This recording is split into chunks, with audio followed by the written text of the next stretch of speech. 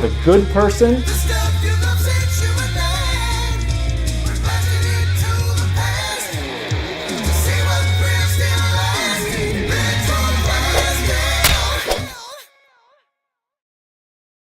Not in that version. Hi, everybody. Welcome to the Saturday live stream, back on its actual scheduled time. Yes. It's very important that it's on the actual scheduled time. Yes. I'm glad you mentioned that, Michael. I've been wondering when it was going to return to its regularly scheduled time. Well, somebody pointed out to me the last time that we were on an off Saturday, so we decided that we would steel ourselves, do a second Saturday in a row before going back to every other Saturday. Yes. You guys been working out. I've been working out for this one. Well, I know he has, because the subject of today's live stream is the new Dune movie. And it's resting squarely on your shoulders, Aaron. What is this? This new Dune movie you speak of? It's this weird thing. I don't know. I opened up my Audible app this morning to listen to Dune, as I want to do on Saturday mornings. I get up and have a nice glass of coffee and or water. Glass of coffee, not glances out his back door at his vast property. Yeah, my enormous backyard. It is verdant. It is lush. And yes, we are back. And I opened up my Audible app, and the cover for the Dune novel has been changed to the movie poster, which is my least favorite thing in the universe. Well, didn't they do that in '84 as well? Audible didn't exist in that. I mean. The books, the actual paper books that came out. Paper books probably changed the cover. They did it to Lord of the Rings as well. I know, actually, it's just the worst. They even did it to they do it to all kinds of things. They did it to Twilight. They did it to all the things. Twilight, I wasn't as mad about. I'm not saying I was as mad about it as Lord of the Rings, but I'm just saying it's a common. Holding an apple was just like that was what made Twilight for me. I am not no Chazilla. I am not dressed as a Quiznos Cumberbatch. I am not. He is not the Quiznos battle axe. Yeah, I am. I don't even that line in the movie now. Mom, what is a Quiznos battle axe? I don't even like Quiznos. It is a mind. Quiznos is powerful enough. I am not a Firehouse. I am not a what? I'm sorry, Firehouse is just not even going to cut it today. We can't have Firehouse subs be better than Quiznos subs. That's just that is not acceptable as a statement. So today is a topic all about the latest adaptation of the story of the Hemlock Bandersnatch, and keep it coming, man. This is great. I knew this was going. This is I knew it. I predicted it last night. So I predicted it. I think we need to sort of just go ahead and talk about whether or not we consider anything able to be spoiled in this movie. No. Yeah. Like spoilers, because it's a new movie that just came out. A lot of people may not have seen it yet. I had an idea though. Yes, let's just talk about that for a moment. And this is just my personal feeling, but I feel like things that happened in this movie are not necessarily spoilable, but the temptation that I and other people are going to have talking about it is going to be to explain what's going to be described in future movies. And I'm going to try very hard not to jump into book 3 or 4 and then reveal would be nice what a plot point is going to be then, and just try to talk about this movie in terms of or what 1, we 2, saw. 3 or 4 or 6. Yeah, however many, if they do 14, Dune in 14 acts, brought to you by Hulu with limited commercial interruption. So in my opinion, no, I don't know if you guys agree. Commercial interruption. The book came out in 63, you said? 65? 65. Sometime in the 60s. So yeah, 65. It predates any of us. It's been around a long time. There have been several other adaptations of this first book. So there are a lot of books in the series, right? But we've had the David Lynch 1984 movie. Mm-hmm. There was a miniseries that was on Sci-Fi Channel, right? Yes. Correct. And there have been attempts other times. So my point is that the story that this is telling has been out for a really long time. Nothing new. You had your chance, Gorman. Nothing new happens in this in the sense of plot points, things that are revealed. So if you haven't seen the movie yet and you're worried about it, then maybe don't watch, because we might spoil something for you. But mostly we're just going to be talking about how we think they did in translating this thing that has been out for a really long time. So, and in many respects, broadly, it is kind of a chosen one story, which you've seen in mythology Yes. before. Whereas, in some chosen ones, it's, are you the keeper that's going to bring balance to the force or whatever?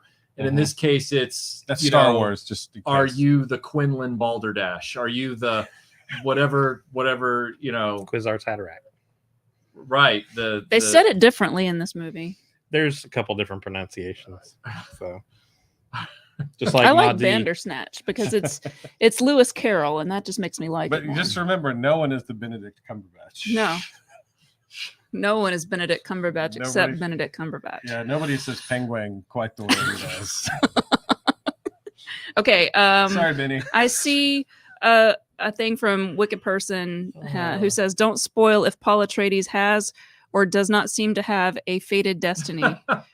Have a what? Fated destiny. Well, it's funny that we're talking about spoilers because one of the major themes of being the Bisnaman carnal match is the fact that everything is spoiled, and this is something that you see time and time again in Paul's story, is that since he is aware of the future, nothing is surprising anymore.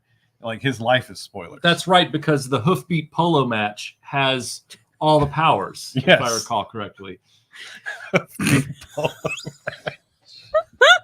That works on several levels. It's good. You ride a horse when you play That's ball. It's so good. Great. Oh my god. A World Made of Cardboard says the movie is the third telling in my lifetime of the same Dune book. People are going to get the idea that the whole story is about Paul. Well, it's funny you mentioned that, Cardboard, because we had a very long and animated conversation about this at lunch just before the stream. So again, we're not going to be getting into future books that come way after this, because this the original book is the reason why all the other books got made. Kind of like the original Star Wars is the reason that all the other Star Wars get made. So therefore, it's always kind of the quintessential thing.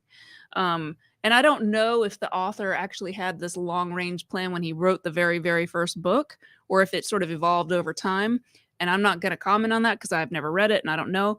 But I'm just saying that book is what we're that book and this movie and the other movies that have been about that one book are what we're talking about. We're not talking about all the 400,000 other things written by other people and all the stuff. We are only talking about the part of the story where Paul Atreides becomes the Hersnatch Balderdash. The Hersnatch fanny slap. That's what we're wow. talking about. Wow.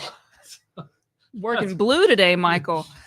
Thank you, Bradshaw Studio, for that super sticker. And Scuba Pete says, "Are the Spice Girls in it?" Well, yeah, kind of. Sort of. Oh my gosh, the Bene Gesserit as the Spice Girls. There is that one music video. If you want to be my lover. No, there's that music video. Put your hand inside this box. There's that music video where they're all in the desert and they're all wearing the kind of Dune outfits, and they've got special powers. Did you pick up on that? Okay, this is going to jump right just a little bit in. There's a scene where they're kind of panned by a big rock and it has a bunch of Fremen on it. And it was just killing me that it felt like there was a musical cue when they all stood up. Like they were all sort of like posed, and then they all kind of stood into a different pose. So I thought of Sting's Desert Rose, but I just good call out, man. Jason Anderson, hair snatch, butter splash. I think Jason's really going to get into this. So he is the master. He started before we even had. This is going to be the new not roused, or the punch deadlift, like all of that from Space Mutiny. It's going to be like that if you're in a Mystery Science Theater. So speaking of Mystery Science Theater, it took everything I had to do that during the movie. What is the real name of it? It's Quinjet Wolverslash. What's the Quizards Hatterack? Quizats Hatterack. Quizats Hatterack. Quiznard. Quiznos. Macaron. I read it Quizards. I can't remember what I called it in the podcast. It was the Quiznos something. Hatrack. You called it the Quiznos Hatrack. Okay. Wicked Person says, in general, is Paul a Mary Sue like Ray Calrissian, or does he have to train, sacrifice, lose, suffer, and get hurt? He does train. He trains off screen. Like, but he's 15 years old, and they show him training a little bit in this movie. Yeah. You see the tail end of 15 years of training. As a matter of fact, I don't know how you want to progress through this, but one thing that I will call out is this movie's representation of Paul doing the classic fight scene between him and Gurney Halleck. Wow, what a Freudian! Wow, but well done, sir. Thanks. That was totally. Well, I mean, look at who the actor was. But anyway, He's What? Sorry. I was just Sorry. thinking, it's just You ever don't like since the he guy that rode played that tiny Paul? bicycle You in don't like, Goonies. you don't like Josh Brolin? I'm not a Brolin fan. Oh, I thought you were Sorry. talking about Paul. He's Cable in Deadpool 2. You Yeah, I Philistine. know. I didn't He's like. always He said didn't he make a good doesn't Cable. like him. He doesn't like Tim him. has stated that Yes, before. I've by said the it way. many times. He's funny. I but like I him. was gonna Not say- in this movie. He's not. Ain't nothing funny in this movie. There's My not reaction one. to your opinion on that. Never I will mind. quote Josh Brolin from Deadpool 2. Jesus. See, that's funny. I don't care who you are. All right. Brian Racist. Dillingham, thank you. Killed Black feel like there's Tom, another one. racist. Oh my God. Okay. What a choice.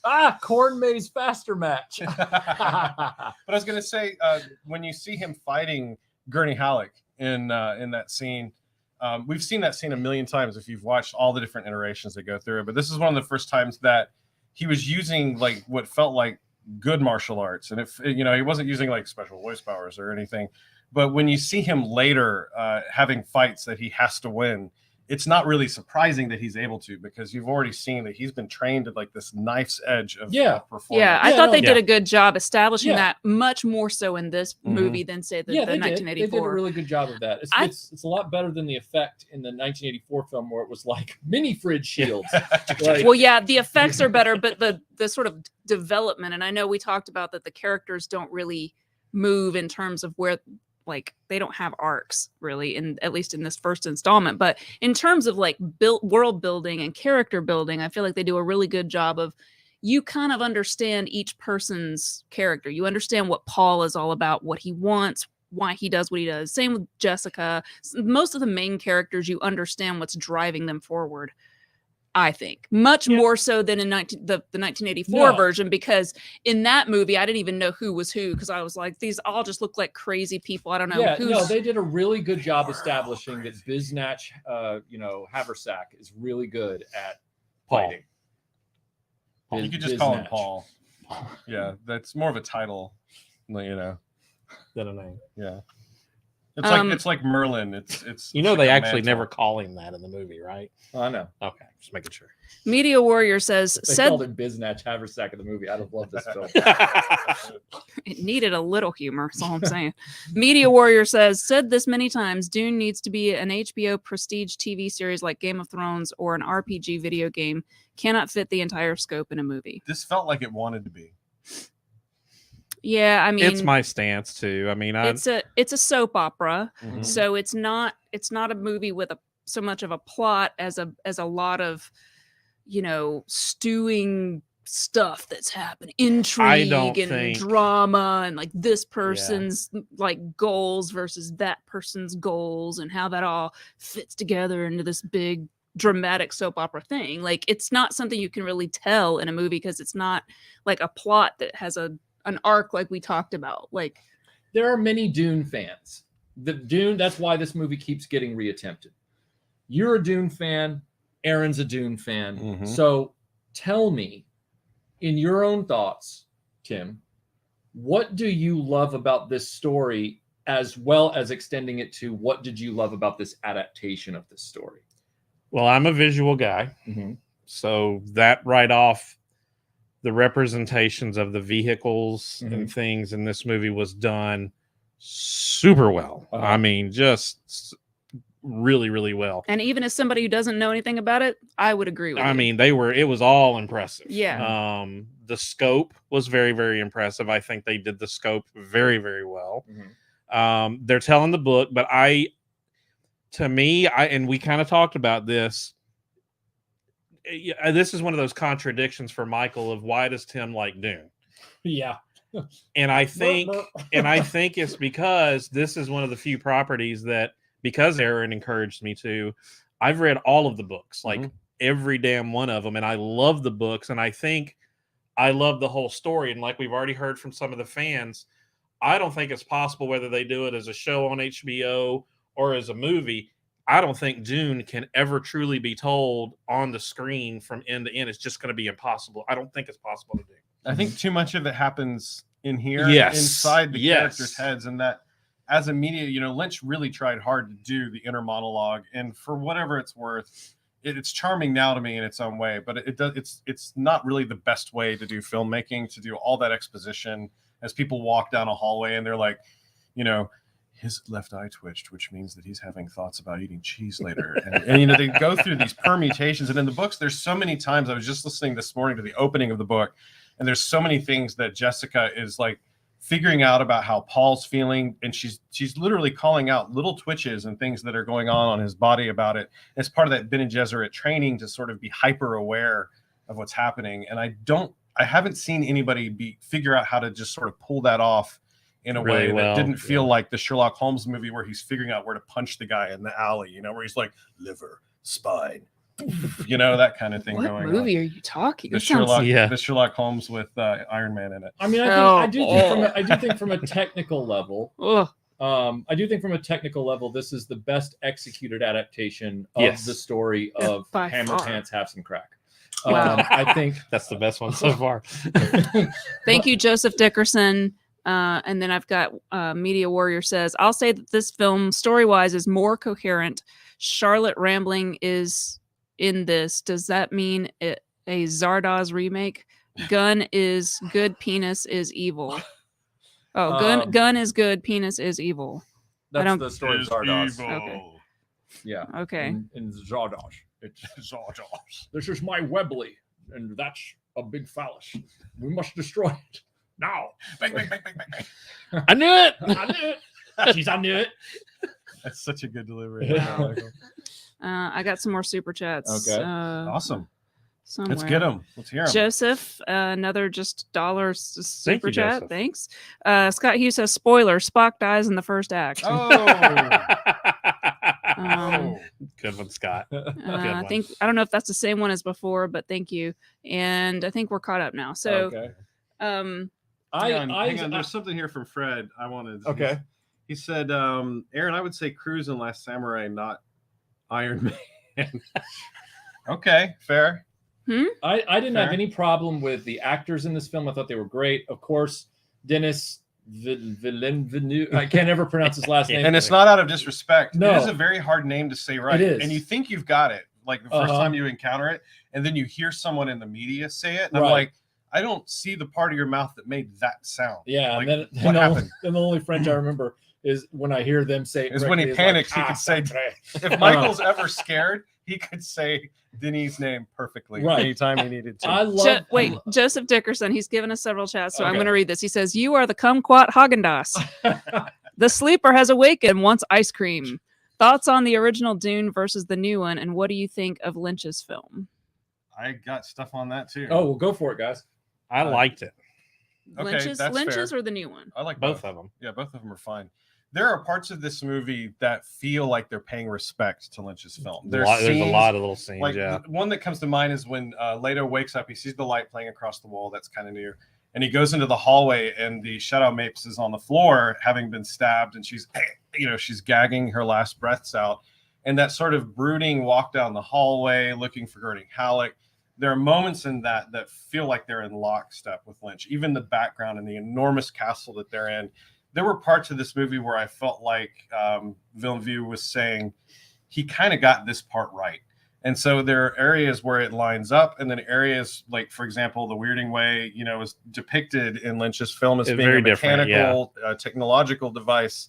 In the books, it's some supreme achievement of human development. Like it's this mastery over your nerves and your muscles that allows you to move like Neo from the Matrix, for example, like just to be able to move faster than a human should. Another chosen one. Yes. Yes. But you can't hold Neo against the Quiznos Haderach. I'm it just came saying later. there is a parallel. There's definitely a parallel. So I feel like this movie, in a weird way, it sings back to David Lynch's film. And I think this film, I hope, is going to further cement David Lynch's film as actually having been a good attempt at making an unmakeable film. At least he tried, and he put a lot of thought and heart into it. He did it his own way, which if you've watched a lot of Lynch, you watch Twin Peaks, it's going to be really weird sometimes. Yeah. But- I mean, I the only thing that was disappointing to me in this movie was the worms. I was actually kind of underwhelmed. Sorry. I know I was just not very, like, I But we remember have to end watching the live stream now. There's no way we can continue. Well, I mean, I remember in the 84 version that, the sounds that the worms made was very kind of, it was, I mean, for a kid, I guess it's as close to intimidating as you can get. You know, that kind of screechy sound. And in here, the worms really don't make sounds other than they're digging. And then I did like the thumping when they were on the rocks or whatever, the thumper thing. But I don't know. I like the worms better in the 84. I have to say, just a real quick aside to that point, there's this great movie from the 70s called Squirm, and it's debatable whether or not I've seen that movie. And it's a movie that was covered on Mystery Science Theater, but It's I actually horrible. saw it like before that. Like I did just too. rented it like because I wanted to. And the worms in that, which are regular worms, they're worms that are like they're in a super mass. activated. Yeah, because they're activated by electricity. So, but they're all just like frenzying and whatever, and they make this sound that's kind of like Yeah, like that, and it's kind of, it makes when me they laugh. open the scene where the girl opens the door and there's a wall of going. Yeah, and but they make this high pitched screaming, It's just, squealing sound, which is kind of funny to Yeah. think about, like the giant dune worms also making that same sound. Maybe they're all kind of related. Possible. Anyway, Jim Largo Really says, worm. were the similarities to Dune and Star Wars homage by Lucas or blatant ripoff? I think they were homage. Yeah. I mean, yeah, there's the spice mention, but it's never a plot point in the trilogy. Right. It's just Yeah. kind of a thing of Like a background thing. in space, everybody wants your spice. You know, like Exactly, but Yeah. in Dune, there's something that I think is very debatable, and this movie I feel is You setting don't it up. say. Well, I feel like this movie's setting it up, even though it's this movie that everybody says is about a chosen one. I don't necessarily see it that way. I see it more as Paul seeing a story about a chosen one and him assuming the identity, even though it may have been set up for him to do that.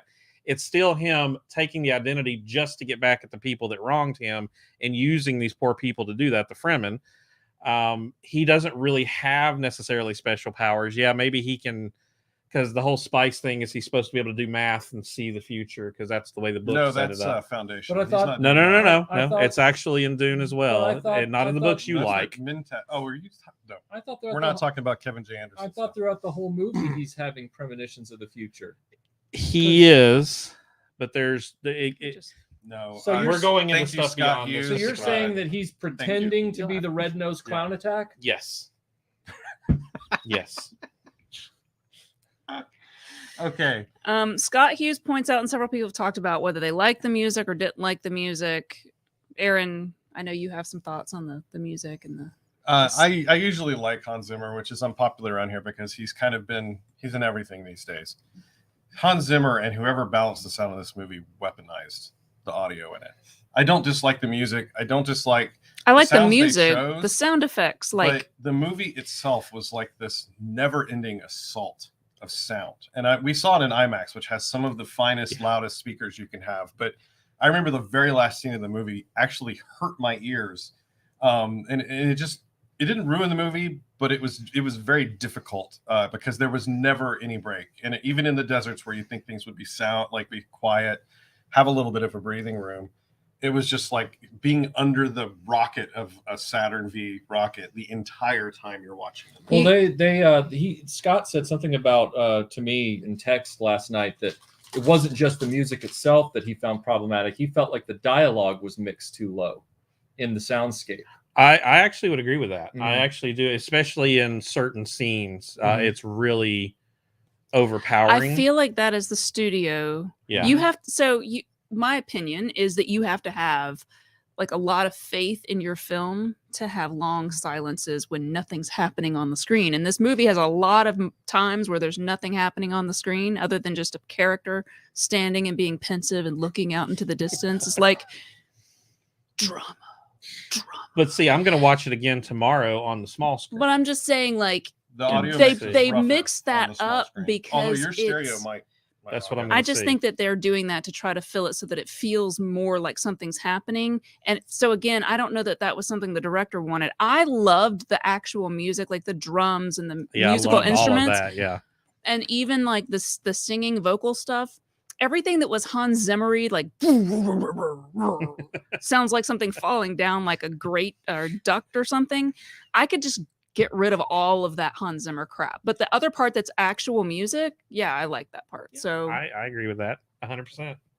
Wicked Person says, it would be so easy to make Dune just 100% preaching about environmentalism, feminism, imperialism, colonialism, and ismisms in general. That's pretty much what it's about, right? That Melinda said almost those exact words. Except I wouldn't say it's preaching about feminism. I think it's very anti-feminist, but sounds like despite it being 2021, they managed to tell a story with characters too. No. That's where I had the issue. I was sitting there watching it with Melinda, and I just looked over and I said, okay, I'm not the biggest Dune aficionado, but I own the 84 film because it's a classic 84 movie that I've seen and grew up with and all that kind of stuff. And I'm like, but it's never been the like audio cue in my head. I just heard I'm sorry. I just heard the audio cue in my head when you said that. It's never been like my go-to favorite film. Like it's never been the one that I'm going to watch if I'm just bored or whatever. And I told Melinda when we were sitting there, I said, okay, what is it about this story that appeals to people? Because I mean, in this adaptation, I don't mean all the books that come later, because this was the first book. So I'm going, where's the story here? What are we watching? Because and that's where it gets hard. Yeah. Right. This is, and Aaron said it more than once. He's like, this is harder. It's harder than I thought it would be. I didn't think it would be hard to explain what was happening.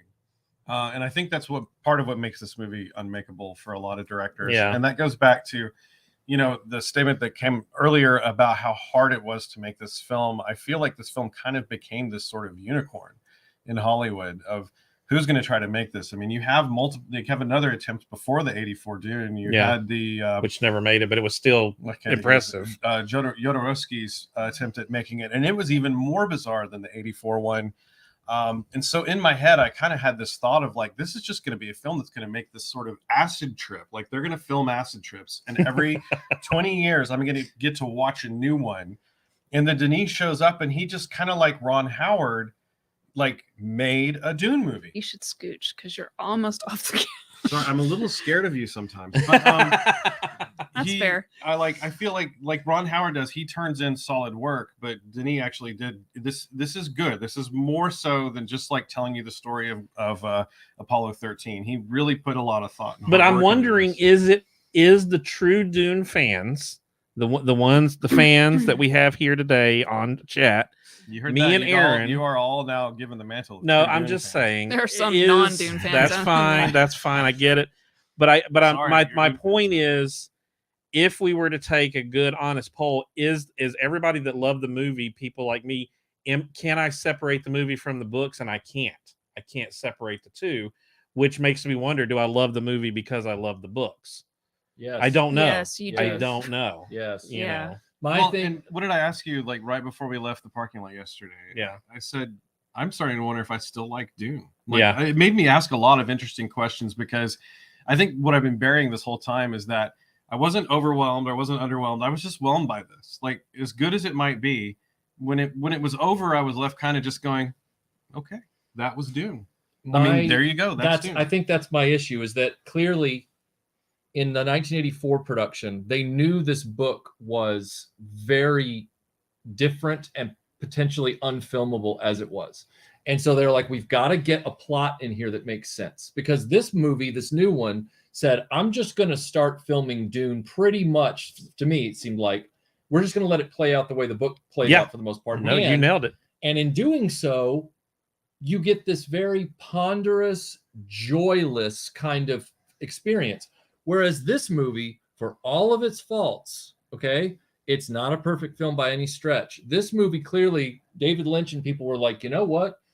We occasionally are going to need some energy in this. We need to infuse this with something. So in this scene, we're going to have Sting come out in space pants, and in this scene, those weren't space pants, though. They were. Yeah, no, I've seen space pants. And then in this scene, we're going to have the voice guns with Patrick Stewart and blah, blah, blah, blah, and all that stuff. And it's weird, maybe a little misguided, maybe not the best choice. You see, so my point is, I loved it, but it was weird and misguided. Yes. This film is delightfully bizarre, whereas this film, something they have in common, just as a non-book reader person. I read books, but I haven't read these books. Right. Book's good. Both of the films had me really questioning my IQ tremendously. Like as I watched them, I was barely hanging on to what was happening from moment to moment. The new movie, the new movie, like little less. Like I kind of understood it more, but like there were still things that were like little details that I could tell they were supposed to mean something, but you had to have read the book to get it. And so I'm just sitting there going, and I couldn't listen to what was happening because I'm just sitting there going, why does that guy have a thing on his lip? That other lady has a thing on her lip. What is that? What does that mean? Actually gave you a hint. Like you actually have that mentat in the other films. Kind of explaining it. Well, and he's doing the rhyme. He's like, this is the juice of Sappho. I drink the juice of Sappho. The stains are a sign. Blah, blah, thoughts blah. and emotions. Stains are a sign to warn people. And it's all. If you're paying attention, you get it. But in this one, they just roll their eyes back and they go. They're like Rain Man, they just sort of like tell you how many people are out there. They tell you how many parsecs it is to get to the Kessel Run. It's just is the juice in the original book? Yes. So they omitted it from this movie. Well, no, it's there. They have the thing on the lip, but they don't say what that's from. But they don't explain it. And on one level, I kind of appreciate that.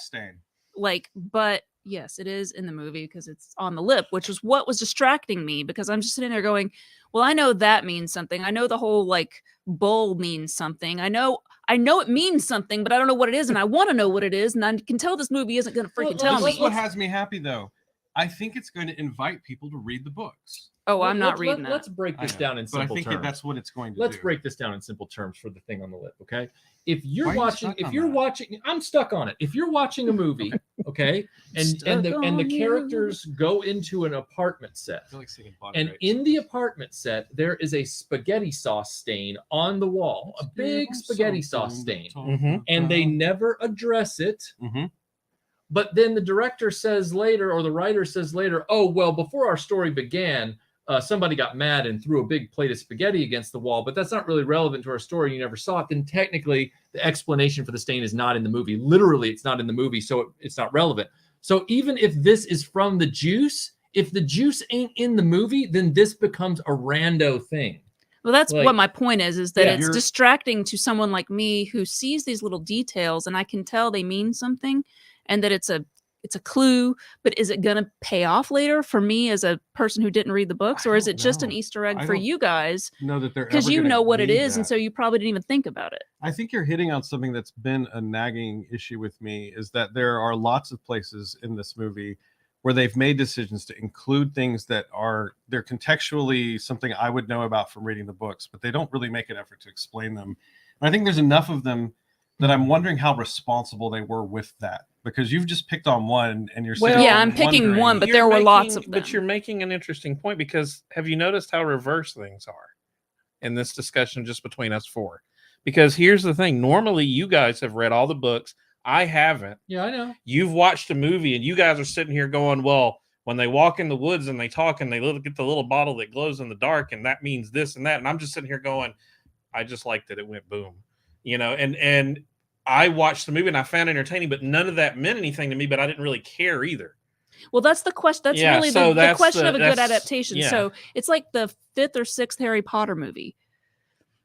It's the one that I hate that you don't hate, but it is one of those movies that if you haven't read that book series, that's where it all falls apart, because you're watching, and up until that point in the Harry Potter series, you can follow it without having read the books. You know what's going on. You may not get everything, but it doesn't matter to you.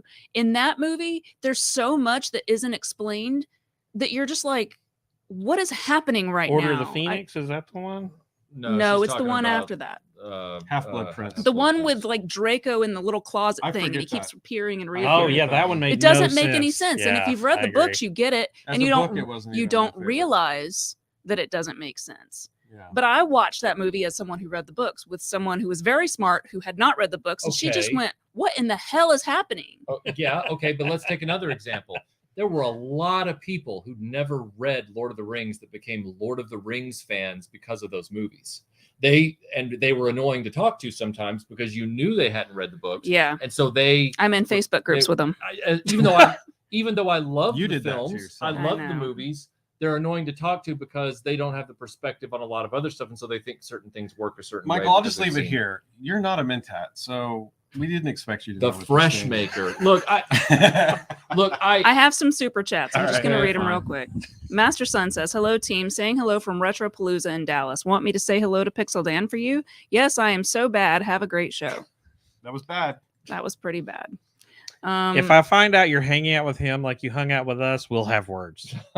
I think you should hang I out with have him. no And restrictions on what you do with your please personal tell life. him- Please enjoy your life. and please do tell whatever him you we please. say hi and have a lovely day. I don't have a problem with Pixel Dan. I know. I'm just kidding. I don't. even Wicked know. Person I've never says, watched this. Melinda, I agree about anti-feminism in the book, which must have made it tempting to make a 2021 film that was tediously the opposite. Well, you know, it was written in the 60s, okay? So, and it was written by a guy who had a lot of personal hangups about a lot of different things, which we don't have to go into now. But my point is that, of course, the narrative, whether the author was aware of his biases or not, they're at the core of the story, and it's pretty much impossible to kind of get away from the problematic stuff. I'm surprised, quite frankly, that they made this movie in 2021 because it's kind of got that whole white savior saving like other races, like it's got a lot of stuff in it that you're just going, "Ew, that doesn't translate well." I don't know that that was his intent consciously, but it's just a little "Ew."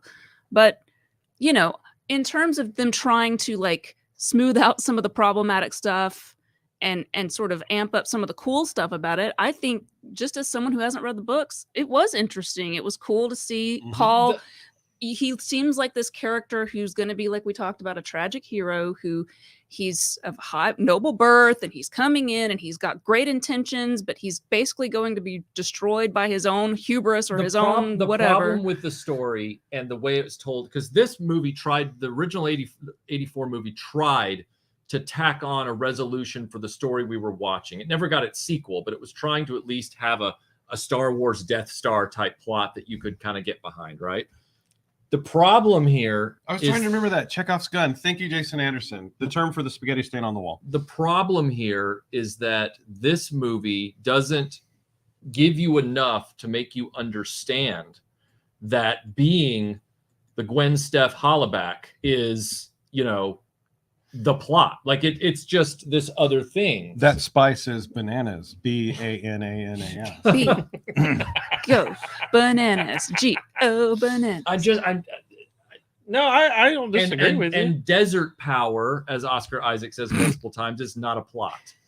It's just it never not. was the plot, but I'm glad you It, keyed on that. it It's does important feel to the like, plot. and I said this earlier, I feel like it's a thing that in the second installment, I don't know if it'll be the second will be the last one or not, but I think we're going to see a little bit more of what they're trying for as the core plot of the story. I'm not saying it'll necessarily feel like a payoff for us who really like character development and stuff, but I think it we're does at the feel bottom like of the arc here. it and the feels next like one should it's going to come start back coming up because Yeah. they're laying a lot of Yeah. really difficult foundations of like what's going to motivate Paul to act. Like he's just now at the part where he's starting to take action and change, and so there was just so He's much just to now got establish agency. Like, with he all. just got agency. Yeah, in yeah. this world. So basically, this was all just like that. You know, when you're watching a TV show and the first episode sucks because Or they the have first so season? much. Well, the whole first episode is them explaining. Like, watch the first episode of Supernatural again. It is the worst.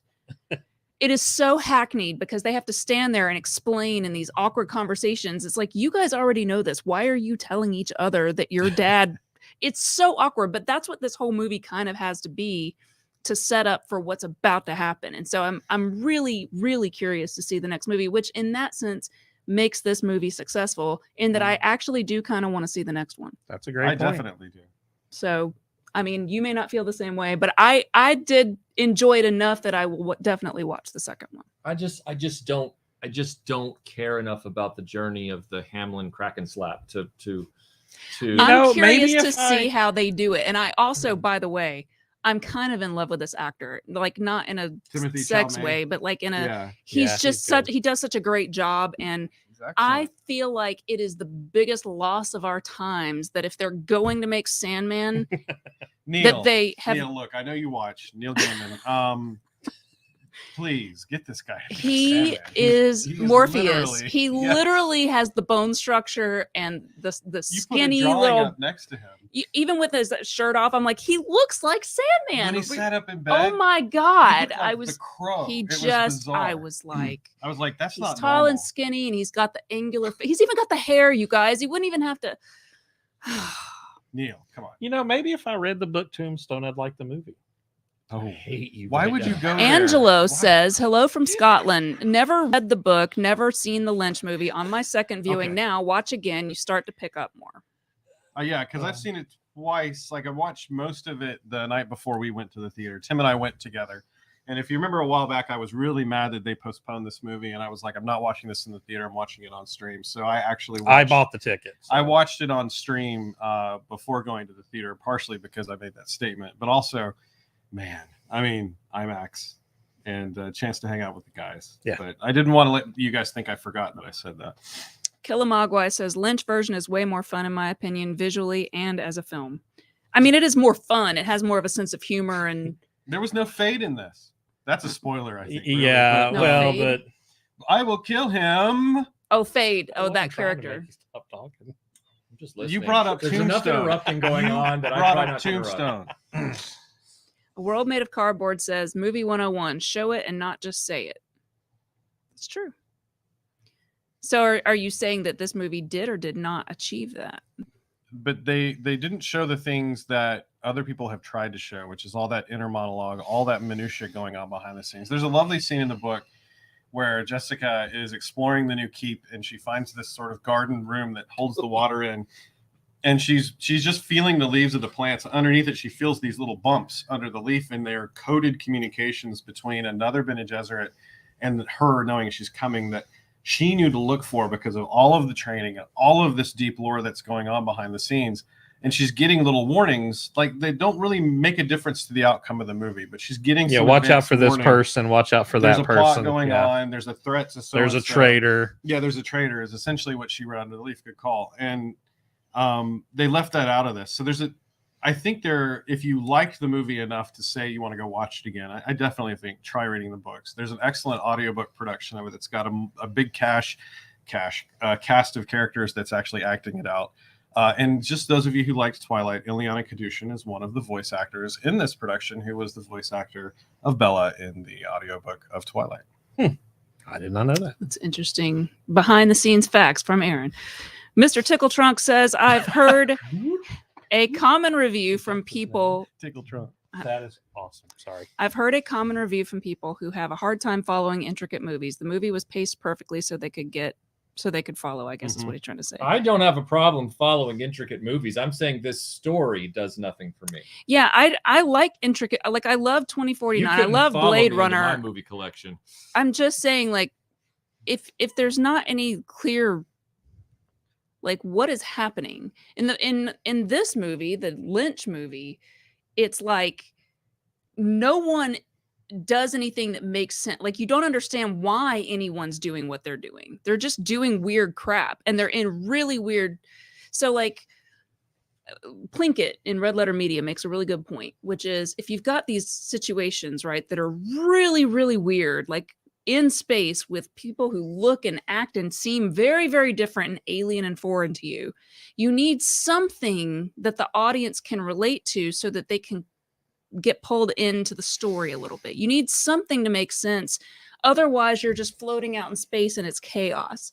And certainly within a movie that's only 2.5 hours long, you don't have time to orient. Now, if you're reading a book that's this thick, you can eventually kind of just get the feel of book it. is but like nearly 30 hours long. yeah, so That's I'm a just lot of saying time to that figure gives that you stuff out. time to sort of soak in it and understand what the hell is going on. But like, you only have 2.5 hours. And if I haven't read the book, then I'm just going, I don't understand why these characters are. I understand what they're doing. I just don't know why. So it doesn't mean anything to me. It's like watching a bunch of crap happen and you're like, This story has always been this giant iceberg that directors have wrecked themselves on. Yes. And I've just been watching Yep. it for decades. And I don't know how to feel about the fact that this guy just walked into the room and made a Dune movie. Like and it's made He's after very books. talented, He made clearly. it. No, he's a great filmmaker. He is a great I don't think filmmaker. the movie is poorly made. It was I don't- paced very well, to your point. It's paced very well. It's look, guys. I haven't criticized one technical No. or artistic aspect of this film. You have I'm saying the base story of this movie does not manifest itself in a way that makes me care. Yeah. That's Exactly. all I'm saying. That's very fair. And Yeah. it's super true. Very, very Yeah. fair. Very fair. Mr. Tickle Trunk again says there was a lot left love out that from movie. the books, but they have an Yes. opportunity to sprinkle in what Spice does, what Mentats are in part 2 or The 3. fresh maker. And that would be. I assume they will. I mean, that would be weird to me because all of that is set up in the front of the book. You know, instead of it's not in the second, because the second Oh my half. gosh, Tim has an issue with how a movie's structured because of the way it was structured in a book. Isn't that weird? Isn't that weird? No, just everybody. I'm just saying because in the second movie things ramp up a lot. Like this I like is this one. where things start happening. Quarterback hacky sack. So that's good. has to be Anderson. Yes. Neil Whaley says, was Supernatural worth watching? I think so. I only watched through the 5th season when it was originally supposed to end, and then they just kept it going because it was like Charmed, and they just kept doing it. Didn't but it get weird? Like got- butter it got spread real over weird. Too much bread. That's right. But the first 5 seasons, I think, are very solid. And you can actually stop after that, and it has like this lovely arc throughout all 5 seasons. And each, That's much like different. Buffy, each season has an arc, and the whole series has an arc. After that, I can't speak to it. Movie. I want her on Con next year. We have to get her. To talk about Beyond Sherwood. Damn right. Wicked Person says, was imagine really if Luke had been an aberration, the first male Jedi, rides Jabba to prove his avatar supremacy. Whoa. Whoa. What did you eat for breakfast, man? Actually, that would, Rides that, Jabba. actually I that mean, would be funny. Han Solo stepped on his tail. You So saw I, Jabba, Well, no bother. I see where he's going with that. I I just mean, don't know how you would ride a He is a Jabba. giant He's- worm. He's not very motive. well, you pull that chain around his neck and it makes it. Yeah, there you go. That's what I'm like. Mr. Tickle Trunk says, my first SC correction so they can get it. I don't super chat correction so they can get it. So they can get it. Yeah. Oh. Earlier, remember he had an So would unusual Luke- word like an auto. Would Luke's And you destined said so they name be got it. like Womp Yeah, Rat and Saber just- Slap or something like that? You don't have to. You don't have to super chat correct. Yeah, you're fine. He wouldn't be Jedi anymore. He'd be Yeah. Cheddar. I don't know. Got me off guard there. Wasn't expecting the cheese direction. Ooh. Let's see. I think we're caught up maybe on super chats. There's so many songs about cheddar.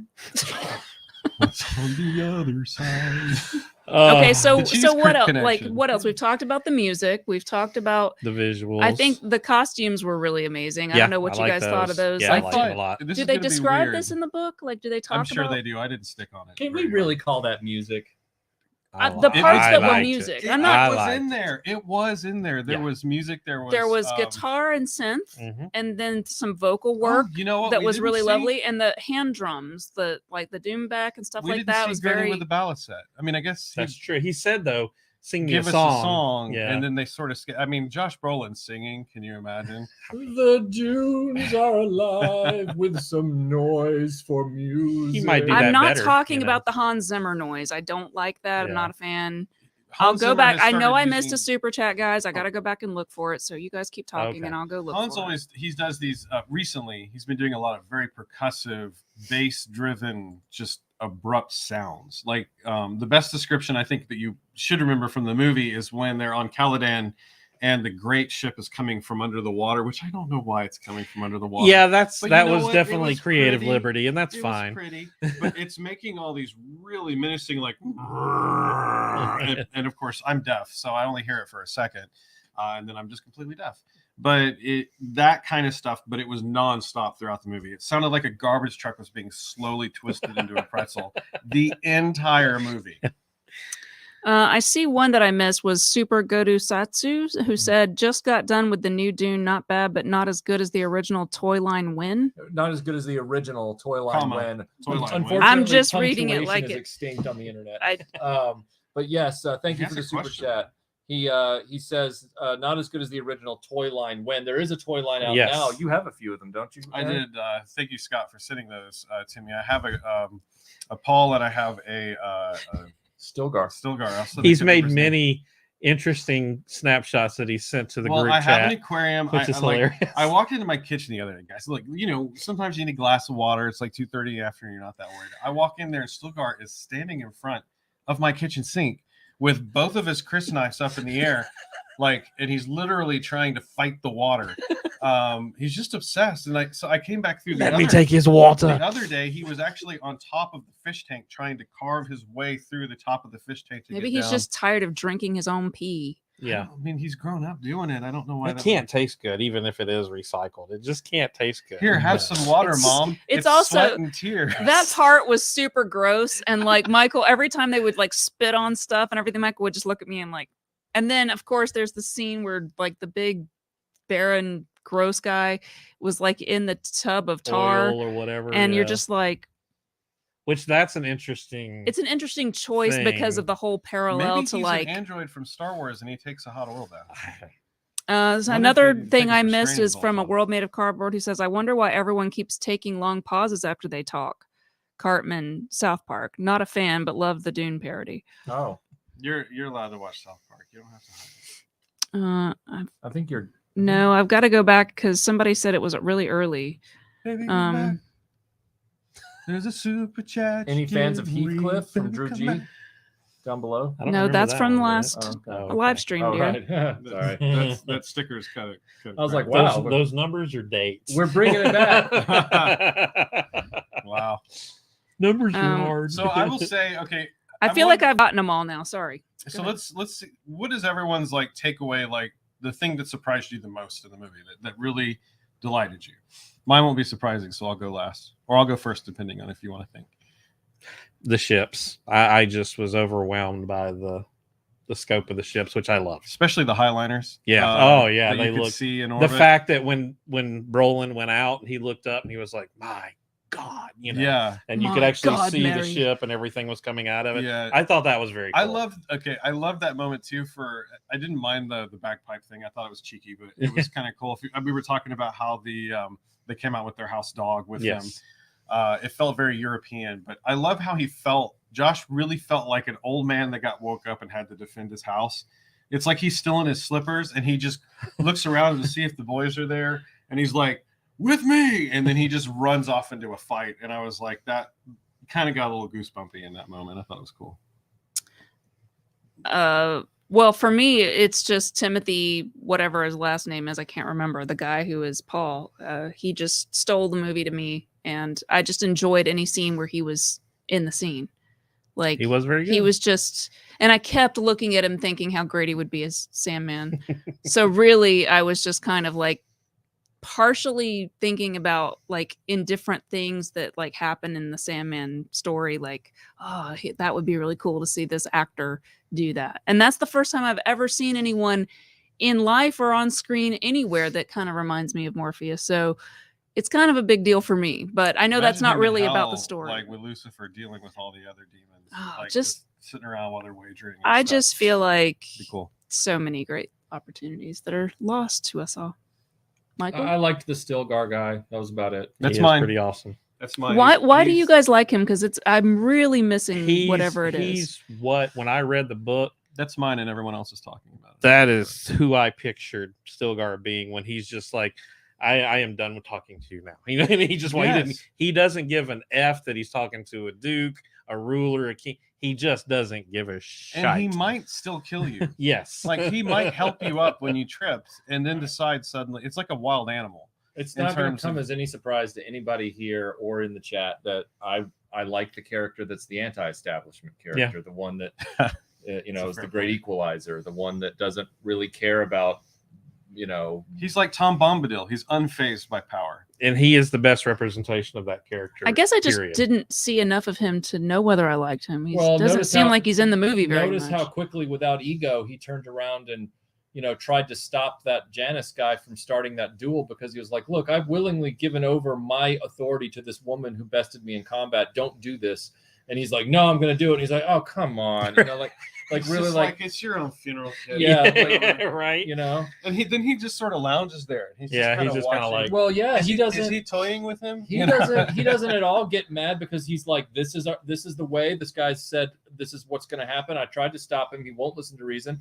The kid wins, and he doesn't get mad about that either. He's like, hey, you're one of us now. Like, congratulations. Let's stop all this and go get some water. Like it's like here's one thing I do like, and I know we said this movie is joyless, and it really is just a slog.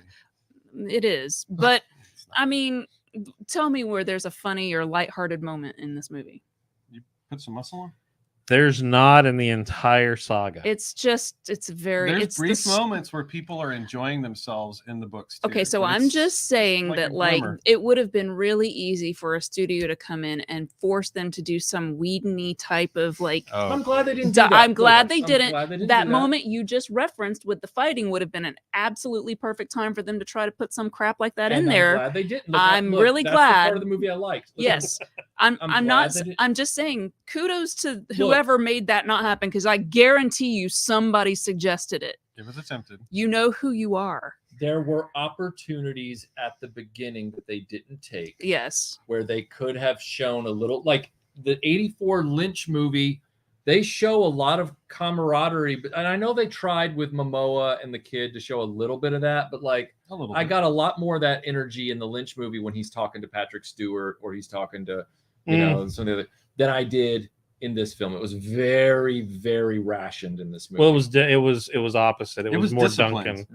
than it was Gurney, and in that movie, it's more he Gurney. had a little bit of like, even though Duncan and him were good friends. Yeah, exactly. Well, you see that briefly lightness. when they're both on either side of Paul and they're all got their arms over each other and they're going in. There was a lot of stuff that did get left out there. I'm about to do it. Okay. I'm just waiting for people to stop talking, because otherwise I interrupt everybody. Wolfie says, did anyone else think the pure unrefined spice Paul eats in 84 Dune was what was in Luke's X-Wing food ration container in ESB? There's a lot that actually has been a debate for many years. Yeah, he just threw that into the water. Yeah. So that means the Dagobah monster ate it. It's like, oh, the Dagobah monster's tripping balls like he's. But you want to know what? There's another thing I did not like. I did not like the Chris knives, and I thought they were fine. It's more Chris swords. Well, it's because and this may be another thing about the worms that kind of irks you is their teeth are more like hairs, kind of like yeah. And so the Chris knives are just like a piece of those that's been chopped off and shaved. And they were a lot looser with the knife, the rules. Like you notice that the Ferment did cut themselves before they resheathed their knives, but the Shadow Mapes just resheathed the knife. And I remember thinking that's a weird. Okay, I got some more super chats. So cool. Joseph says, complete live stream hijack. Has anyone seen Halloween Kills? I liked it. RLM hated it. Thoughts? Evil dies tonight. I am working on a larger Halloween piece, and so I will have to watch it, but I am dreading it because I don't think I'm going to like it. I assume I will probably agree with Red Letter Media. I don't think there's been a good Halloween since the first one, and that's really all I have to say about that. But I'm glad you enjoyed it. You know, at some point I'm going to have to force myself to watch the one before it, and then it. She almost killed me with her thumb. It was so close. H is for Heretic says Zimmer's score is forgettable. Toto's score, on the other hand. Toto, yes, it was wild and crazy. Tell me about the waters of your homeworld, Usul. Wicked Person says, if watching other YouTube live streams shows anything, it's how much better Melinda is at reading and handling chats than anyone else. She's got it down, and not only that, but she's got to compete with us. I do. To talk, and it's tough. Wicked Person says, Timothy Chalamet is John Rambo. Not really, but he's... Wow. I'm happy that you have that kind of faith in him, because I think he deserves... He's a little scrawny for that, but I'm just saying... He's a little... Sandman... Here, real quick, I have to make a point about this. So in this movie, the character of Paul, who is not being a werewolf, is... He is constantly talking about dreams. He's got sand all around him. It's very Morpheus. Like, so I could literally be transported in little moments where he's talking about dreams and are they kind of reality and all. I'm like, holy crap. Dune like, is, it's Dune just is your Sandman. It's like it's as close as it's gonna be, which is kind of why I kind of like the new thing. Super Godu Satsu says, "Crap, who's doing the Dune toy line? Needs something new to buy since Hasbro the Hut needs more money." I have is McFarlane, so it's very detailed. It's not Hasbro. It's a more premium line brand. Whoa. Raymond, wow, huge super chat. Thank you so much. He says, "Good morning all. Speculation. Perhaps Frank Herbert created such a complex universe that it overwhelms the plot, hence the pitfalls when adapting them to film. Therefore, more spectacle than story. Indeed, will Paul become the Fab Four Get Back?" I mean, I feel like part of me thinks he needed an editor. She loves me, yeah. He is better than the Fantastic Four. But I also think that a lot of it is, talking about the Beatles. Here's something that kind of occurred to me for any of you who have read Mists of Avalon. I've started it. It's got a lot of the same issues. Like, I really like Mists of Avalon, but I've read the book, so when I watched the miniseries, I kind of saw what they were trying to do because I'd read the book and I really loved it. They had to cut out a lot of the meat because there's just a lot that's going on, but it's a very similar thing in the terms of religion and politics combining to manipulate people into doing all these messed up things, which is kind of what this is about. Exactly. And so it's not so much a story like a traditional story, it's more of a soap opera. Well, the character is humanity. And so I don't know. I see that it has a lot of the same issues but this one has a little more because it's not just religion and politics. It's also capitalism and colonialism and imperialism and feminism. And all the isms. No. Ismisms. Yes. Well, the other term you get a lot in the books is hydraulic despotism, which is the idea that if you can control something enough that everyone has to have control the means of production, which is what Marxism is all about. Did you go back to 224 or whatever? I went back and read everything I see. If there's a super chat that I've missed, then somebody needs to She's not actually mad at you for it. I'm just saying she hates missing super chats. Like, it bugs her. So I'm doing my best is what I'm saying. So please at me and say at Melinda, and I will do my best to read it that way. Come at me. That's what she said. All right. We have a few of these, and then I think we have show and tell, and then I forgot about show and tell. We have show and tell. We have show and tell, which is a new segment of the live stream. This partial is from Raymond. Raymond has sent Raymond Hui. Raymond Hui? Wow. Oh, look at that. Scuba says I got all the super chats. Okay, great. Cool. Raymond has sent a vintage June 20th, 1983 U.S. magazine that has Return of the Jedi on the cover. And oh my God. Virginia Slims on the back. You've come a long way, baby. That is amazing. Smoke that cigarette, girl. He sent an I hope original... you got your Capri-Ons because I got a box of Virginia Slims with you. He sent a Battlestar Galactica poster magazine from 1978. Whoa. Cops are coming. That was loud. Tree Theodore says, recently I sent my dad's book on leadership to Dean. Your writing similarly shows determination and thought-provoking points. Nice job, Michael. Oh, thank you. Awesome. What did I write? I don't know. I think in general. Which one? A statement that isn't specific is in general. Wow. So this is issue 9 of the official Star Wars Poster Monthly. Oh, look at that. That's cool. Yeah. The back of these magazines is just amazing. This is issue 4. Issue 10. Those are neat. What? And then issue of Return of the Jedi magazine number 1. Wow. Holy crap, Ray. Thank you. And he sent the official Raiders of the Lost Ark storybook.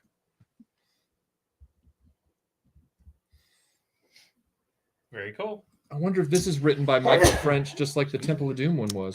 Jason Anderson says, I've heard Roxy Music's Avalon, so I have no idea what Melinda's talking about. I don't know if you... Marion Zimmer Bradley's book, Mists of Avalon. I'm sure you actually do know that, though. I watched that miniseries. It was pretty good. Yeah, it's got the chick from ER in it. Yeah, that's one of the few I was about to talk Juliana about. Margulies. She did a great job with Morgaine. Yeah. I have no idea what you're talking about. I know the book. I didn't know there was a miniseries. I think it was in the 90s, wasn't it? It was. It was in the late 90s. And Yeah. Sci-fi. It's very hard to find now. I wish I had a copy of There's it. a lot of those I weird sci-fi wish I had a miniseries. copy of it. If anybody happens to know where I can get a copy of it, please let me know because I may just go look for one. Have you ever looked for You one? have I think you Oh, just sorry. read that one. Okay. And Thank you. okay. Michael, Caught do you up. want the Twizzler? No, I'm fine, thanks. I appreciate it. No problem. Have you seen Evander on? Why are you asking? Well, I was just going to say I read his email and thank you for describing haggis because I asked him to do that and he did. Oh, he gave you like a Why would you description describe? I was just curious because I've never tasted it. I was curious and he did a very thorough description of what haggis I'm actually. glad I tastes didn't like. read This is that. from Oh, boy. Alien Entertainment Company. Alien. That's Maybe like it's- something an alien would name a company. The alien autopsy guy sent us a Oh hate, my a hate God. package. Oh, me. Wow. And it comes with your favorite thing. Yeah, the alien autopsy guy was like coming There's at us more after in that here. podcast. There is an original Doctor Who TARDIS and 2 action figures from 3 3/4 inch Is that the line. Impossible Girl? It's an impossible burger. It's a dematerializing. Yeah, it's some sort of invisible Clara. How is she even? That's the only way I'd possible? want I Clara never to got be a clear around is if answer she how were she was freaking invisible possible. because she's the worst. Let's see. And then at the bottom here we have. Oh God! Did something fall out? Oh, hold on. Just my dignity. Yes. Whoa! What is that? We have an original Dapple Nice. Dapple figure from the classic line of a Time Lord. And They're just World Made of charming. Cardboard says, Melinda, you do a great job with super chats. You're very welcome, man. oh wow, this is awesome! I didn't even know that. Our favorite doctor. It's a special edition of Doctor Who magazine that talks about the action figure line, which would be very, very helpful because I did not know they did this edition. Boy, what's wrong with David Tennant on that? Yeah, I was thinking that too. He's Wow, he's been living a little rough. cryo chambered Yeah. David Tennant. Okay. What do they say? Heroin, hell of a drug. He's been listening to Stained in his mom's basement for too long. It's been a while. Wow. I know, it's scary, wasn't it? It was. This is What? what? Who It's sent the this to inside of a me? box. Oh my god! No. I know that you are a big Bespin Luke fan as I am, and I had never seen this version before, so I hope you dig it and don't already own one from Shane Burkett. And Shane, I don't own this. Well, Is he you our do friend in the now. diamond He business? sent me the Hasbro Hyper Real Bespin Luke Oh, Skywalker. very cool. Oh, okay. Why is he looks really surprised. Well, I was going to say how angry he looks on the back, but yeah. Does his Yeah. facial expression change like that? He's in an internal. He has an internal armature. There's no joint. He's line. just Are his you back is kidding? broken, so it's kind of He probably lifted a big box of cat litter. no one can twist that way. Right. Cirque Wow, du Soleil, Shane, Luke. thank you so much. I will. Can I see the So box? angry. I wanna- It's weird that you can't.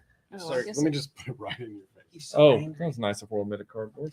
A World Made of Cardboard says, "Happy anniversary to Melinda and Michael." Well, wow. thank you. It is our anniversary. We didn't, but some people they know the truth. I'll just put it here. It is both our 1 and 12-year anniversaries. That's such good planning. Mm, Such good that was all planning. Michael. Yes, I'm smart like that. Michael, good planning. This is from Carl Costa.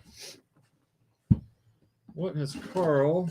Carl. Don't send people boxes of things. That kills people, That Carl. Hello, Carl. RetroBlasting. Michael, when I saw these toys, I immediately thought of you. Hope you like them. Keep fighting the good fight. Sincerely, Gojatron. Thank you, Carl. Gojatron. So, what do we have in here? Oh, here we go. Was that your O face? Oh, I know why he's like that. Yeah, look at this. Johnny Lightning, front line, World War II first aid station diorama, and Johnny the Siege of Bastogne It's new to me. comes with a backdrop and a Sherman Cool tank. diorama though. Nice. Look at that. Diecast too. Put them together. Yeah, They are quite collect heavy. them all. Trade with friends. Throw them at Dude, people. Carl, thank you so much, man. Those look Put great. an eye out with that. Yeah, you're gonna put your eye out, Michael. I almost want to. I'm going to find a way probably to keep these in the boxes because I don't want the pieces to get lost. Mhm. So, all right. Lastly, we have a box here from Target. No, this is from Tony. Target. Well, it says Target AU, so yeah, that makes This sense. is from Analog Toys. My daily flight says, which one of the two new films is more ostentatious for you? No Time to Die or Dune? I haven't seen No Time to Die. Yeah, I yet. haven't seen it yet either. I haven't either. That's a good question. Ostentatious? I don't think this new I feel like the No Dune Time to movie is Die was ostentatious. even more precious about when it was released. and Yeah. how it was Oh released. man, it was the most Like I feel like there was lawsuits and all kinds of stuff around because that. it was supposed to come out 2 years Both ago. movies did. Yeah. Yeah. That's so funny. Jason's quoting the llamas with hats. Yeah. Oh. My stomach had the rumblies that only hands could satisfy. That could satisfy. Tony. Tony, Tony, Tony, Tony. Tony has sent another.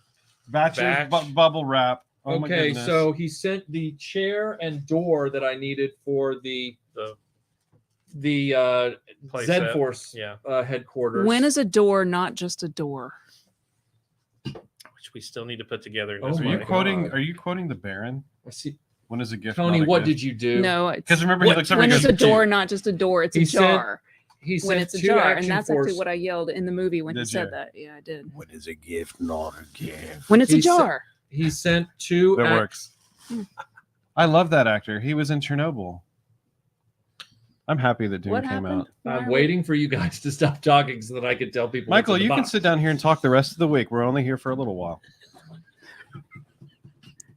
He sent two Action Force soldiers, a German Wehrmacht, and another. I believe Underwater This killer. is the Space Force guy.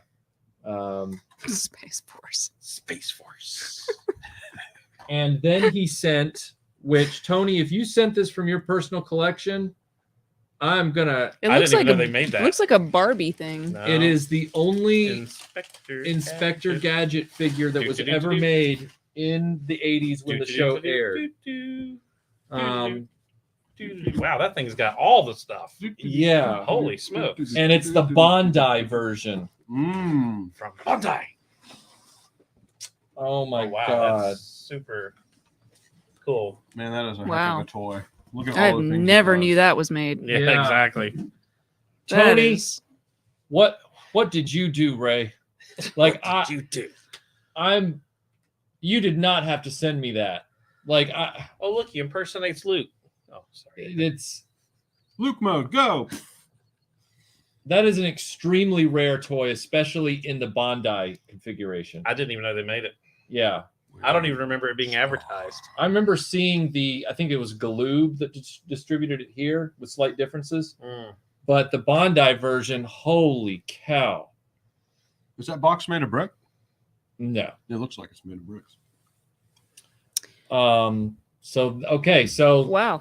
Tony, thank you so much. I will make sure this stays in a very special protected part of the studio where it doesn't get damaged. You may want to move that down because we're going to do show and tell. And I know, Michael, you should go first with show and tell. I should. Yeah.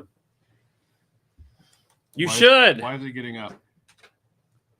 I don't know, What but can it be now? The slightly bored rendition. So my show and tell today for the end of the stream is this is a What a noise that was. Stop. Sorry. There's a way to turn get the it from audio both off. sides. No, I'm sorry. I'm trying to turn it off. This is a Mark VII gas mask bag from World War II, dated 1942. This is an actual W&G make because you had a lot of subcontractors back then making these things, both airplanes, guns, everything else. A lot for of war. other manufacturing plants turned over and started. Yes. making stuff So under they got the military specs and would then be subcontracted to make these. This particular bag I bought in 1998 directly from Noel Howard, who was the man who outfitted Harrison Ford for all of his costume accessories during the 3 original Indiana Jones films. And his costume company in Britain was still active and he was still living in 98, and he was still offering up these items to anybody who would email him, send him a money order. He was still working in the film industry. recently, for 20 years, the original strap and buckle have been off of this bag because we as nerds for a while thought that there were more accurate options until we then got Blu-rays and realized, oh, yeah, the guy who made the movies had been right the whole time. But fortunately, I had kept my bag and strap, and I also needed to repair the snap. So last night, I sat down and pulled everything out of mothballs and put everything back together the way it was originally configured, and got the snap fixed with some, tools and accessories. And now my original Noel Howard indie bag is back together. So, yep. It's lovely. You did a great job. Thank you. He was down here. I could hear pounding and all kinds of stuff. And I'm like, God, I hope he doesn't break that thing. He'll be super mad. Yeah. So it's all back together. So Yeah. there you go. That's my show and tell. Tim, what's your show and tell? Mine's really easy. So I got cable. And, That's your show and tell. Cable. Have you heard of it? and while I was working, I found a channel I did not know existed, and it's called MTV Classics. And it literally plays nothing but 80s and early 90s videos. That's all it does. Plays music. Probably videos. commercials too, right? Some commercials, but not as many as you would think. Hmm. But videos, people, like music videos, and it's awesome just to Kinda have in the miss those. background. Yeah. Yeah, Oh, I that's found cool. myself. On in the I found background. myself just letting it play all day while I was working. Now, does it do like any particular genre? Is it from everything, or is it like Everything. does it have heavy metal stuff in there and Does it rap rerun, and everything, like, or is Well, it it mostly probably just doesn't pop? it probably doesn't have what you would consider metal. Okay, I'm just trying to get an idea. Like right. I'm not. It was the mainstream stuff. Okay, There seems to be some confusion. This is. What are you doing? I'm getting my show and tell ready. This is the Indiana Jones shoulder bag. It is. People are like, oh no, this is that. That's the whole point of the story. It's Sorry. the bag. Like when he was on screen, another one just like this was. But off-screen in case they initially, needed it was something else. It was a gas mask bag In World War II. Right, so- but it was then repurposed for the movie because Right. it was of the time. What do you Yes. think? What did Indy keep in it? Well, in the second. Shankara Stone. Yeah. Oh, okay, that's right. That's where I've seen it. In What the about first- sandwiches? In the first film, he kept his pencil notebook Yeah. for writing things down, and he kept his gloves, and he kept ostensibly his spare 1911 in there. Do you think he had any dentine? Maybe. Could be. I mean, I Think- would like to know. Vinkman says Aaron the earnest Aaron that ever Aaron was tired from crossing the desert. He wanted a drink, but all he could find was Jupiter Spice Latte. So my show and tell is something that I just got today for our anniversary from Michael. It is because lately I have been completely immersed in rewatching Buffy. It's been probably 10 years since I've watched it, but this is probably my 7th or 8th time through the series. So I'm a huge Buffy fan. And so now I'm in season 4, so I'm having to deal with the initiative and all that crap, but it's great. So I'm super into it. Michael knows that. Were you going to? I was just simply going to say Prime Syndicate. Yes, it was a Browning high power in the scene, but they only used a Browning high power because the blanks were more reliable for 9mm than they were for 45. And as far as the date stamping goes, it would have been far more likely that Indiana Jones would have had a 1911 than a Browning high power. The Browning high power was standing in for a 1911. So there you go. So anyway, what I was saying was Buffy. Michael got me this book. He actually got me several things, but I just brought this one down. It's Demons of the Hellmouth.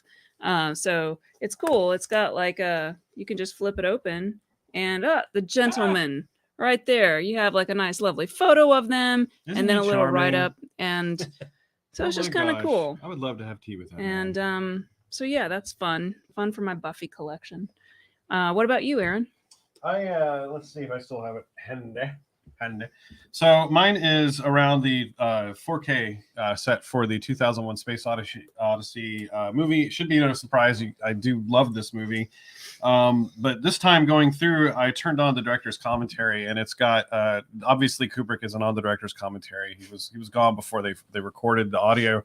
But they got the actor who played Bowman and one of the other actors, like the 2 astronauts who were on the Odyssey, talking about making the movie, and hearing them talk about Stanley and the way that he thought through scenes and fights that they had, times they thought they were going to get fired. It was just great. It was a great way to spend the time, especially for a movie that has a lot of dead space in it, a lot of silence in it. So it was really fun to hear.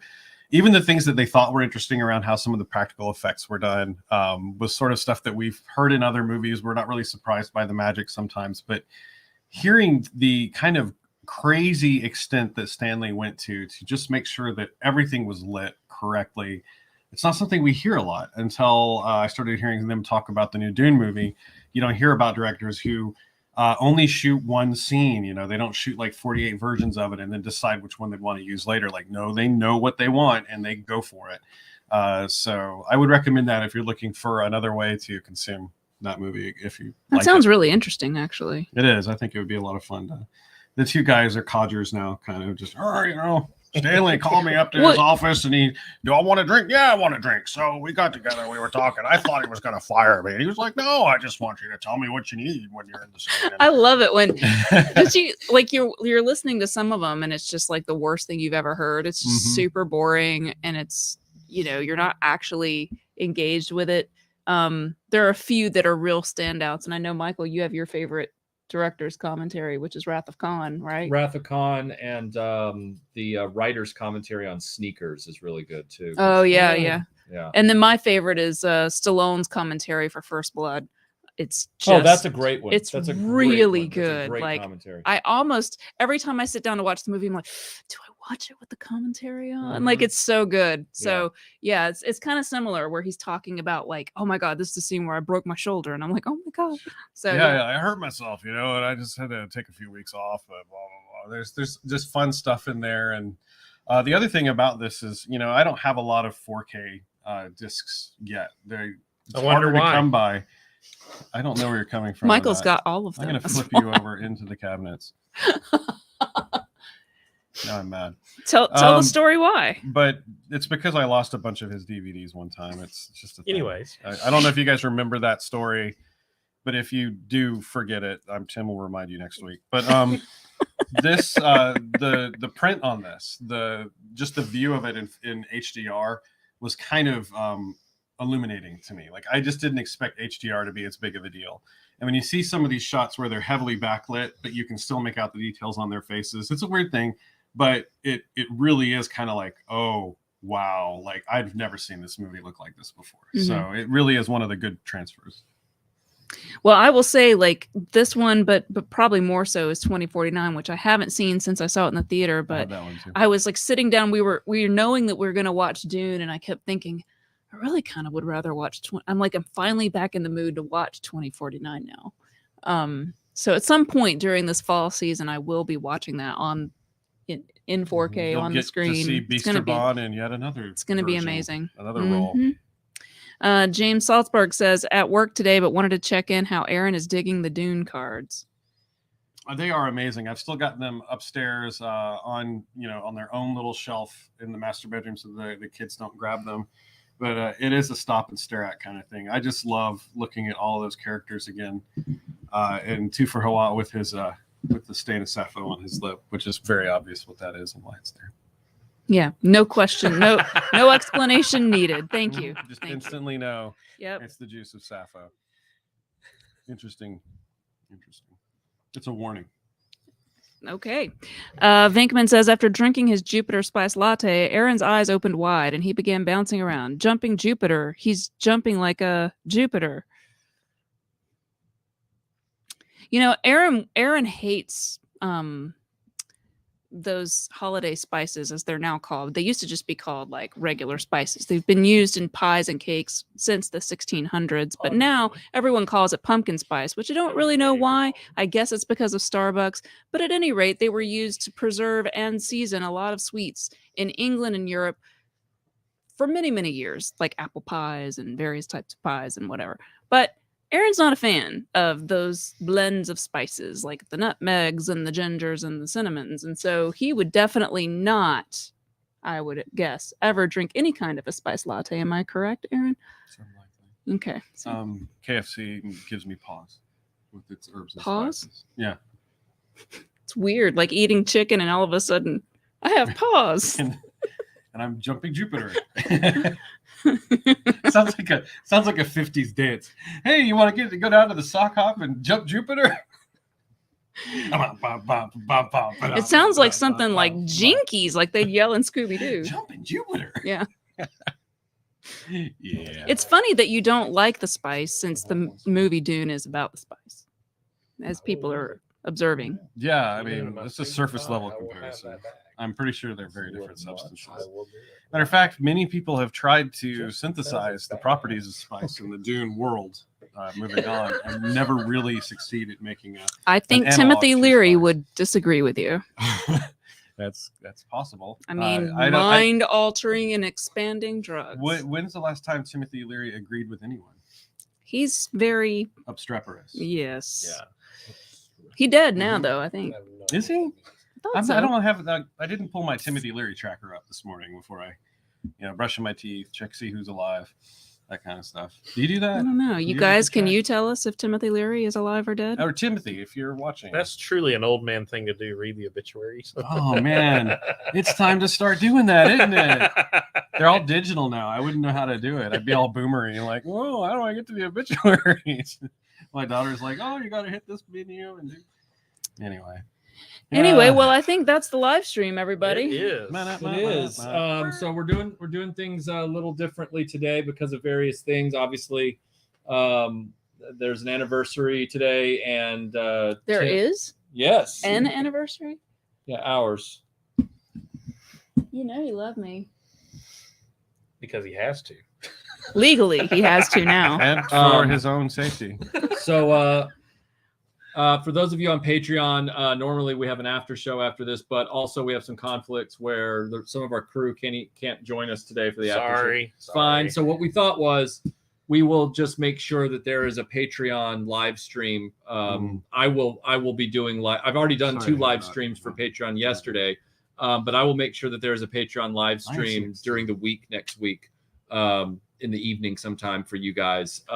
So that will be like a sort of what's the word I'm looking for? Makeup. Yeah, a makeup after show in a few days. I hope everybody enjoys the rest of their Saturday. Thanks for joining us today. Thank you, James. And yeah, seriously, you guys have a great rest of your weekend. I'll see you guys on Patreon throughout the weekend. And, like I said, the first few days, I'm working on the new Indiana Jones video.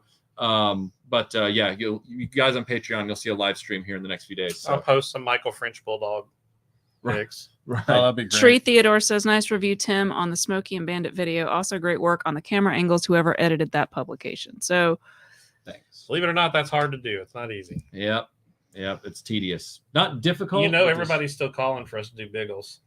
Oh, we're gonna do Biggles. Okay. sounds weird. Just When? we will. When are you guys going to do Biggles? Well, normally the way You it need to works. stop. Normally the way it works is we record on the off Saturdays. So theoretically, we would record this next Saturday, assuming there's not a conflict. But we'll just play it by ear and see. Yes. So- Next Saturday is Halloween. Oh, right. Please remember Which that. That could be a problem. So might enjoy your tricks and treats, everybody. Keep your And black cats indoors for a little while.